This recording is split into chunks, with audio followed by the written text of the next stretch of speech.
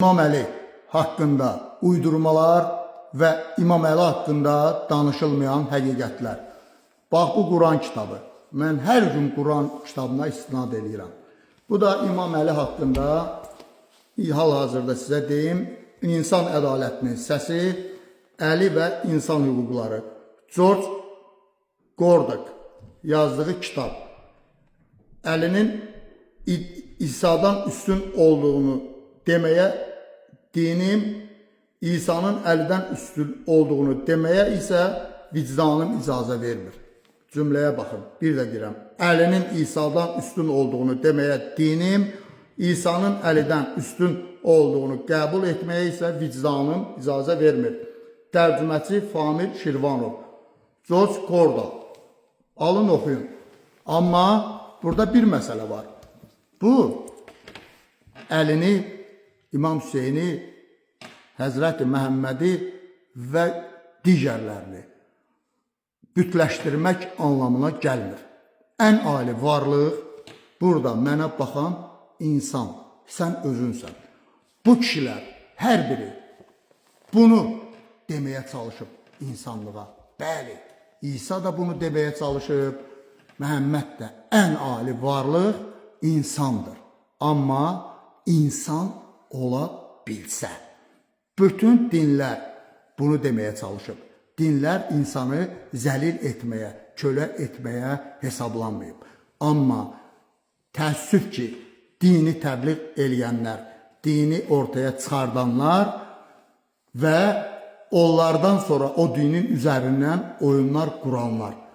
Bugünkü gündə də din həmişə siyasətə xidmət edib. Din həmişə idarəçi vasitə olub. Amma hər şeyin kökündə bir şey dayanıb.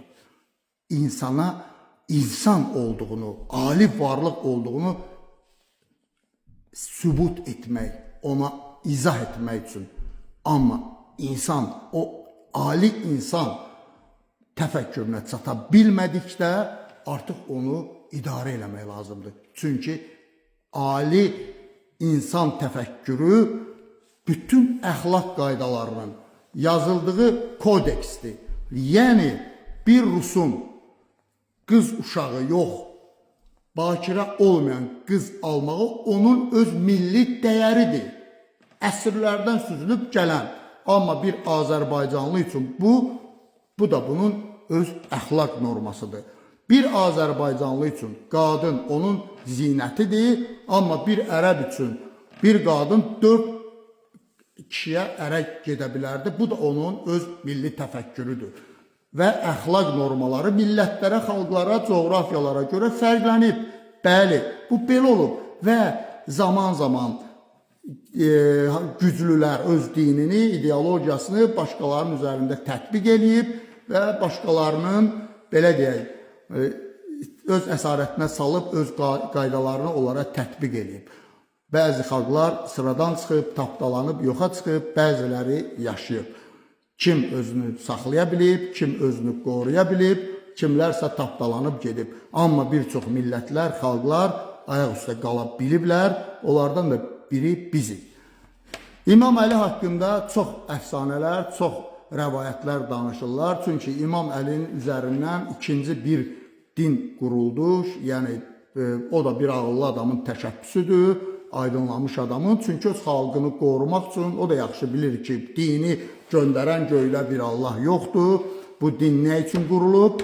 Və o dinin üzərindən yeni bir din yaratdı. Mən sizə bir həqiqət deyim. Şiəlik, yəni bu əslində bu təriqət, bu əzadarlıq məsələsi ortaya necə çıxıb? İslam dinin yayılmamışdan əvvəlki coğrafiyalarda xristianlıq var idi. Əzadarlıq xristianlığın bir nömrəli əsas İsa'nın çarmıxa çəkilməsi ritualı idi. Yəni, İsa əzabla öldürülmüşdü və o əzadarlıq xristianlıqdan bu gün də davam edir. İfrat dərəcədə Afrika ölkələrində, bir çox şərq ölkələrində əzadarlıq geniş şəkildə vüsət alıb və sonradan İslam həmin coğrafiyalarda yayılanda məhz xristianlığı öncə qəbul eləmiş, əzadarlıq keçirilən xalqlar sonradan qılınc gücünə yayılan İslamı qəbul etsələr də, xristianlığın bir çox ayinlərin özlərində saxladılar. Bundan da biri əzadarlıq idi. Və bu əzadarlığı gələcəkdə İmam Hüseynin qətlini fürsət əldə tutdular və bir növ xristianlıqla İslamı birləşdirdilər. Öz köhnə dinlərinin ayinini İslama gətirdilər və bu şəkildə əzadarlıq keçdi İslama. Bundan da istifadə edən İslam, daha doğrusu İngiltərə müasir İran İslam Respublikasını qurdu və əzadarlığı da onun əsas ritualına çevirdi və beləliklə ikinci din içindən bir din yaradıldı. Bəli, əzadarlıq xristianlıqda İsa Məsihin çarmıxa çəkilməsinin ritualıdır. Bu qədər həqiqət. Və İmam Əli haqqında video növbəti paylaşımda. Və bu arada nəzərinizə çatdırım, TikTok mənim ən samballı videolarımı durmadan blokluyur. Bunun qarşısını bilmirəm necə alım, bu işdə siz necə kömək eləyə bilərsiniz, paylaşın, nə edirsiniz. Yəni vacibdirsə sizə bu cür məlumatlar, xahiş edirəm dəstək olun. Durmadan bütün videolarımı blokluyur.